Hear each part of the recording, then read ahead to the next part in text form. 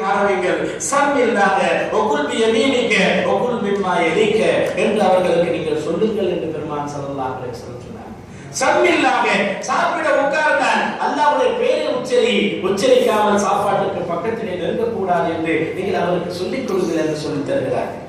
ஒகுல் பியமீனிக வலது கையினால் உண்ண வேண்டும், இடது கையினால் உண்ணக்கூடாது, வலது கையினால் உண்ணுவதுதான் சிறப்பு என்று பெருமான் ஸல்லல்லாஹு அலைஹி வஸல்லம் அவர்கள் சொல்லிக் கொடுக்கின்றார். கண்ணியத்திற்குரியவர்களே, ரசூல் ஸல்லல்லாஹு அலைஹி வஸல்லம் காலத்திலே ஒரு சஹாபி வந்து கேட்கின்றார். அவர் உட்கார்ந்து சாப்பிட்டுக் கொண்டிருக்கின்றார், இடது கையினால். பெருமான் ஸல்லல்லாஹு அலைஹி வஸல்லம் சொல்லுகின்றார்கள், வலது கையினால் நீங்கள் சாப்பிடுங்கள், இடது கையினால் சாப்பிடுவது நமக்கு அழகில்ல, அல்லாஹ் அதை நமக்கு வளமையாக்கி தரவில்லை என்று சொல்லுகின்றார். சஹாபி அந்த மனிதர் என்ன செய்கின்றார், எனக்கு இடது கையே வழக்கமாகி போய்விட்டது என்று சொன்னார். ஒரே மாத்திரம்தான். பெருமானார் ஸல்லல்லாஹு அலைஹி வஸல்லம் உங்களுக்கு அதே அல்லாஹ் தருவான் என்று சொன்னார்கள். கடைசி வரையிலும் வலது கையினால் அவரால் சாப்பிடவே முடியவில்லை என்று வரலாற்று ஆசிரியர்கள் நமக்கு குறிப்பிட்டார். கண்டித்திற்குரியவர்களே, எவ்வளவு சின்ன சின்ன விஷயங்கள், ஆனால் கடைபிடிக்கும் பொழுது அது சாதாரண விஷயங்கள் தான். ஆனால் சொல்லுவதற்கும் அதை கண்டுகொள்வதற்கும் பெரிய விஷயங்கள் மாதிரி நாம் ஆக்கி கொண்டோம். ஆனால் மார்க்கத்தினுடைய சின்ன சின்ன விஷயங்களை பெரிய விஷயங்களாக நாம் கருதி கொண்டிருக்கிறோம். பெரிய பெரிய விஷயங்களை கூட சர்வசாதாரணமாக விட்டு விடுகிறோம். திருமணம் சாதாரணமான ஒரு விஷயம், ஆனால் அதில் எடுக்கக்கூடிய முயற்சி, அதில் செய்யக்கூடிய விரயம், அதில் செய்யக்கூடிய அந்த எல்லாமே எவ்வளவு பெரியது. வாழ்க்கையை அதற்காக வேண்டி அர்ப்பணிக்கின்றோம். ஒரு மக்களை, ஒரு பெண்ணை திருமணம் செய்து கொடுப்பதற்காக 20-25 வயதிலிருந்து உழைக்கக்கூடியவர்களுடைய உழைப்பு சுமார் 10 வருட உழைப்பை போட்டால்தான் ஒரு பெண் மக்களுடைய திருமணத்தை நடத்தி முடிக்க முடிகிறது. அவ்வளவு பெரிய சிரமத்தை அல்லாஹ் உங்களுக்கு கொடுத்தான, பெருமானார் ஸல்லல்லாஹு அலைஹி வஸல்லம் காட்டி கொடுத்தார்களா? ஆனால் ஒரு சின்ன சுன்னத்தை கடைபிடிப்பதற்கு யோசிக்கின்றோமே. அல்லாஹ் சுப்ஹானஹு வ தஆலா நமக்கு சுன்னத்துகளை லேசாக்கி தன்னுடைய வாழ்க்கையை கடைபிடிப்பதற்கு எளிதானதாக, உள்ளத்திற்கு லேசானதாக ஆக்கி தந்தருவானாக. கண்ணியத்திற்குரியவர்களே, அதான் சொன்னார்கள், சம்மில்லாக உணவை அவர்களுக்கு சாப்பிட உட்காரும் பொழுதே அதுக்கு நீங்கள் அல்லாஹ்வுடைய பெயரை சொல்லிக் கொடுங்கள், பிஸ்மில்லாஹ் சொல்லுங்கள். இரண்டாவது, ஒகுல் பியமீனிக வலது கையினால் நீ சாப்பிடு என்று சொல்லிக் கொடுங்கள். மூன்றாவது சொன்னார்கள், ஒகுல் மிம்மா யலீக எது உனக்கு பக்கத்திலே இருக்கிறதோ அதை நீ சாப்பிடு. எடுத்து சாப்பிடாமல், அடுத்தவர்களுடைய பாத்திரத்திலே பார்வை பரவ விடாமல் உன்னுடைய பாத்திரத்தில் மட்டுமே பார்வையை வைத்து, ஏன் இந்த விஷயங்கள் அல்ல? எவ்வளவு பெரிய உன்னதமான விஷயங்கள் பெருமானார் ஸல்லல்லாஹு அலைஹி வஸல்லம் சொல்லி தருகிறார். கண்ணியத்திற்குரியவர்களே, எப்படிப்பட்ட காலம் தெரியுமா பெருமானார் ஸல்லல்லாஹு அலைஹி வஸல்லம் இருந்தது? பெண் குழந்தை பிறந்தாலே அதை துஷ்டமாகவும் அல்லாஹ் குர்ஆனில் எப்படி சொல்கிறான், வைலா புஷ்யிராதும் பில் உன்சா, பெண் குழந்தை பிறந்து விட்டது என்று சுபசோபனம் அவர்களுக்கு சொல்லப்பட்டால் லல்ல வஜஹு முஸ்வத்தன், அவர்களுடைய முகமெல்லாம் கருத்து போய்விடும். பெண் குழந்தை எனக்கு பிறந்து விட்டதா என்று அல்லாஹ் சொல்கிறார். அல்லாஹ் எப்படி சொல்கிறான், வைலா புஷ்யிராதும் பில் உன்சா, சுபசோபனம் சொல்லப்பட்டால், ஐயா உனக்கு பெண் குழந்தை பிறந்திருக்கிறாயா என்று அவனுக்கு சுபசோபனம் சொல்லப்பட்டால் அவன் சொல்லுவான், எனக்கு போய் பெண் குழந்தை பிறந்து விட்டது.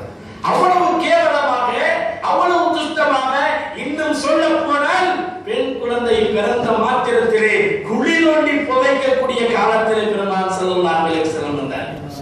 எப்படிப்பட்ட மனிதர்களை புனிதர்களாக மாற்றி காட்டினார்கள் தெரியுமா? இன்றைக்கு நம்முடைய பிள்ளைகள் அவ்வளவு மோசமானவர்களா? அல்லாஹ் அப்படி நமக்கு ஆக்கி தரவில்லை. அல்லாஹ் இலகுவாக தந்திருக்கிறார். மார்க்கத்தை கடைபிடிப்பது லா யுகல்லிஃபுல்லாஹு நஃப்ஸன் இல்லா வஸஆஹா, யாருக்கும் மார்க்கத்தை கடைபிடிப்பதை சிரமமாக நாங்கள் ஆக்கி வைக்கவில்லை என்று அல்லாஹ் தந்திருக்கிறார். கண்ணியத்திற்குரியவர்களே, ஒழுக்கத்தை கற்றுக் கொடுக்க வேண்டும். நான்காவதாக அந்த குழந்தைக்காக துஆ செய்ய வேண்டும். எத்தனை பேர் கையேந்தி என்ன கேட்போம்?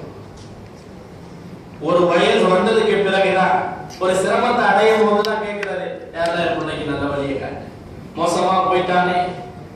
எப்ப இந்த மூணெல்லாம் செய்யாம நாலாவது துவா செஞ்சா முடியுமா? இந்த மூணையும் செய்யணும். நல்ல பேர் வைக்கணும், அவர்களுக்கு மத்தியில ஏற்றத்தாழ்வு காட்டக்கூடாது. நான் மூன்றாவது